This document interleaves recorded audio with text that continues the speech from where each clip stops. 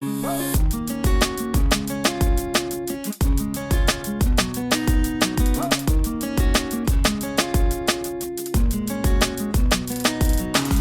sewing friends, Monica here and welcome to Comicatcreations. In today's tutorial, I'm going to be teaching you how to make this off-the-shoulder crop top, which is very easy to make and it's also super trendy for summer.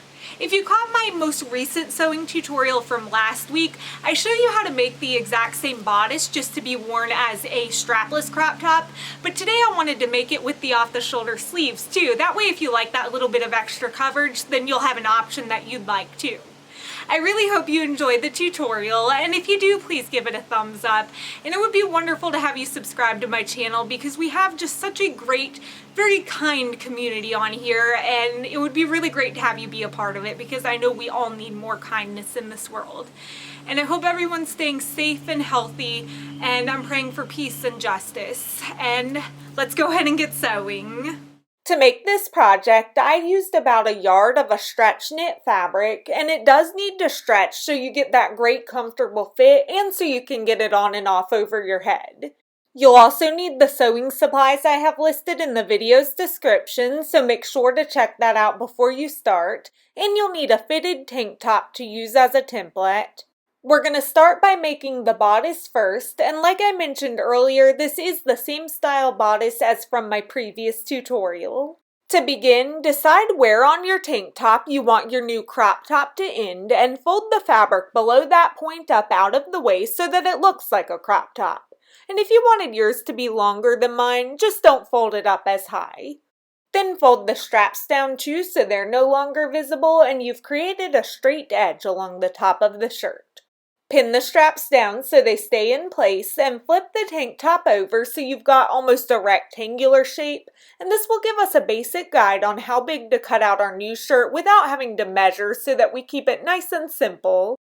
Fold a portion of your fabric over a little wider than the tank top and smooth it out, and make sure that the fabric stretches the most in the direction the arrows are going so that the crop top will be most stretchy going around you once it's done.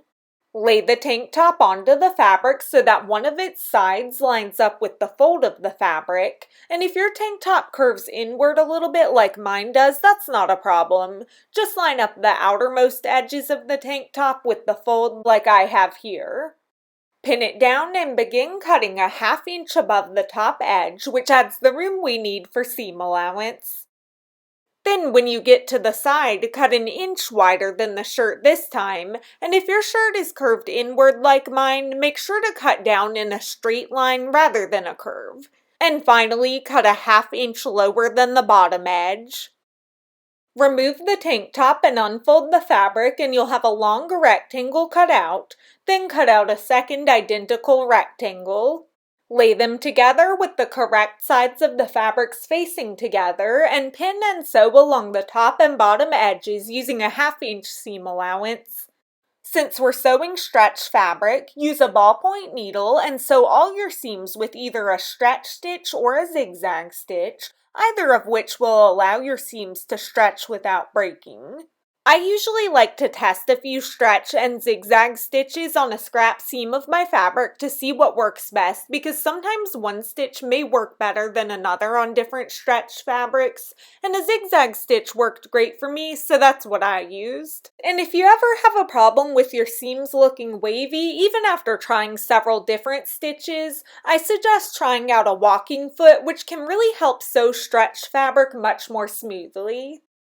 When you're done sewing, turn the fabric right side out, and I like to press it all with an iron so that the seams lay nice and flat. Fold your rectangle in half and pin and sew along the short edge, but this time you'll need to use 1 inch seam allowance when you sew. Try it on to make sure it fits you snugly, and then rotate the fabric so that the seam sits in the center.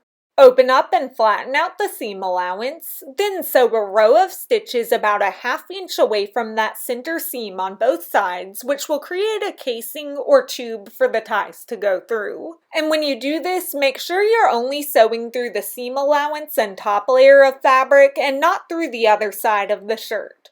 You'll still need to use a stretch or a zigzag stitch for this, but this time, since the stitches are going to be visible on the outside of the shirt, I decided to use a more decorative looking stretch stitch just to add a nice detail.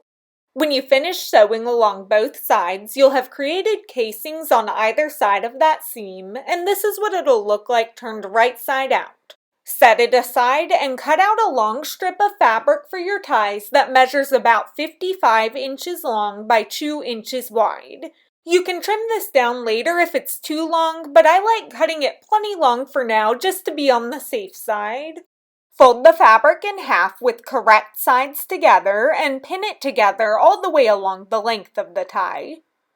When you finish pinning, sew the edge together using a 1/2 inch seam allowance and the same stitch you used on your seams earlier, and then trim the seam allowance down to about a 1/4 inch so it's not as bulky. To turn the tie right side out, hook a safety pin on one end and push the pin down inside the tube so that you can feed it all the way through the fabric. It'll take a minute to do this, but once you pull it out of the other side, you'll have turned the fabric right side out and you have a nice neat tie. Use the safety pin again to feed the tie down through one side of the casing and then feed it back up through the opposite side. You'll then be able to use the ties to gather and scrunch the fabric to make the ruched effect, and you can tie them into a bow or even as a halter top.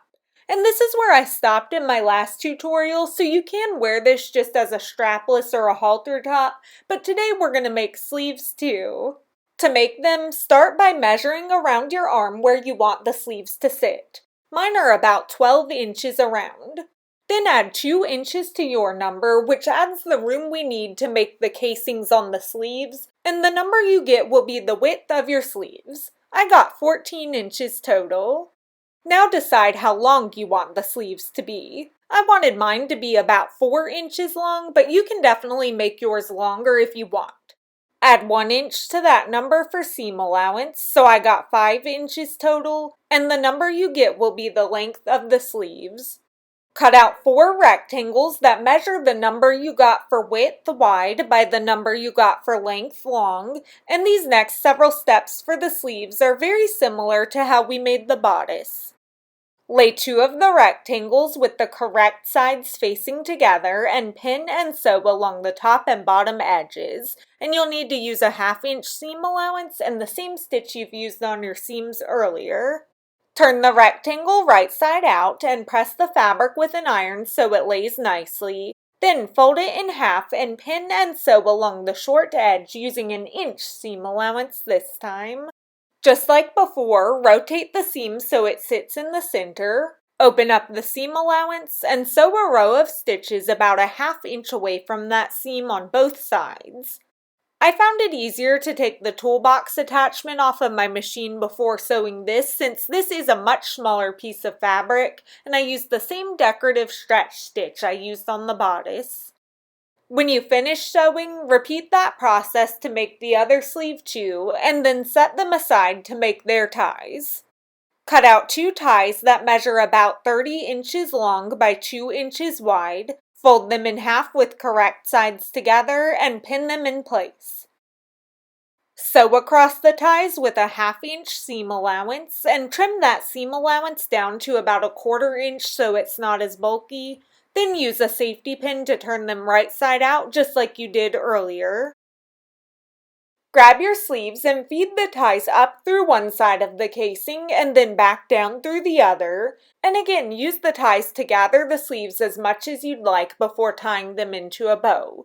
And you can have the bow sit at the top or the bottom of the sleeve. It's just your preference. To attach them to the bodice, turn everything right side out and line up the center back of your sleeve to the side of your bodice, then sew a row of stitches about an inch long to join them together.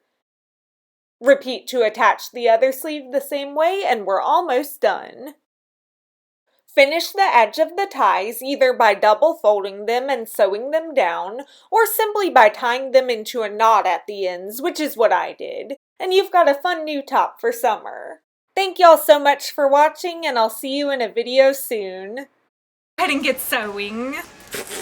Oh man, glad I got the end of that done. before that mosquito came. Let's go ahead and get sewing. He agrees. He wants to sew too. Well, I'm gonna show you how to make, oh, there's the hummingbird. If you saw my last video, I showed you briefly how you could see a hummingbird in the background, and we've put up a hummingbird feeder. It's coming like every day, but I've yet to catch it on camera other than where it flew in the background of that last video. So fingers crossed I'm gonna get it.